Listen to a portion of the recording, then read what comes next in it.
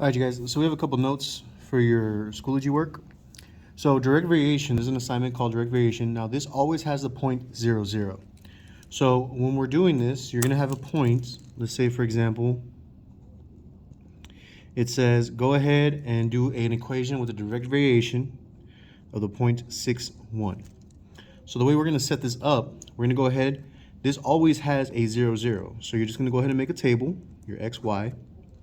You're gonna go ahead and put that 0, 0 point and then put the 6, 1 point, all right? So from here, we're gonna go ahead and use stat on the calculator. So I'm gonna go ahead and do that with you. So remember, you always wanna reset your calculator. So we go to stat, we go to edit, then we type in our 0, enter 6, enter, move on to list 2, 0, comma, or enter 1, enter, go back to stat, go to calculate, and then number 4, enter 5 times. So if I have a decimal like this, all right, it's gonna be y equals 0.06 repeating. So I'm gonna write that down. 0.16, this is repeating, x plus 0. But on the answer choices, guys, we're not gonna have that. I need to change this into a decimal. So I want you to watch 0.16. If I push math, enter, enter, it gives me this fraction. This is incorrect. I need to have repeating sixes all the way on the screen. So be very careful with that part. Try to fill it all the way up and then push math, enter, enter. So that's my real fraction. There's a difference. Be very careful.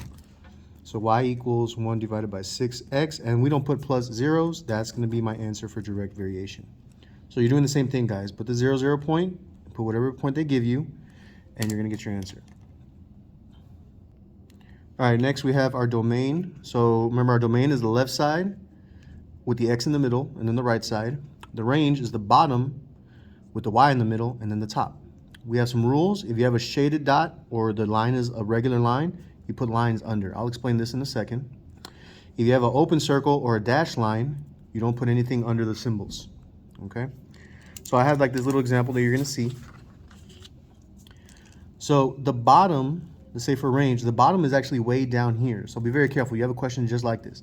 This number that's on the bottom, all right, whatever this number is, goes here, all right? This goes in this spot. So let's say this is like -4. I would put -4. Put my little less than. Now notice how this line is a regular line. It's not a dashed line like this. So that means I need to put a symbol under that. And then the top is over here. Let's say, for example, the top is at like 5 right here. This is the number 5. This is the y-axis. So my range is going to be 5. Now look at the line. The line is a regular line. It's not a dashed line or it's not broken up. So this would also have a dash under there. That's what I'm talking about when you're talking about like dashed lines or whole lines. The domain is the left side. So this is the left side of my graph where this dot is. I'm gonna put a line under here because there is a dot. Let's say this is like -5. So I would put -5 with a line under it. X goes in the middle. Now on this side, the right side, this is an open circle, so don't put anything under here. And let's say this is like, for example, like 3. So this will be at 3, all right? So that's how you break down your domain and range. And the last one, y'all did really good on this subject. We're just filling in the blanks for y minus y1 equals m, parentheses x minus, and then the x1 number, all right? So this is really easy. Y'all just fill in the blanks. You were pretty good at that. And remember, you guys, you have y equals mx plus b. This is the slope number, the m that's in front of the x.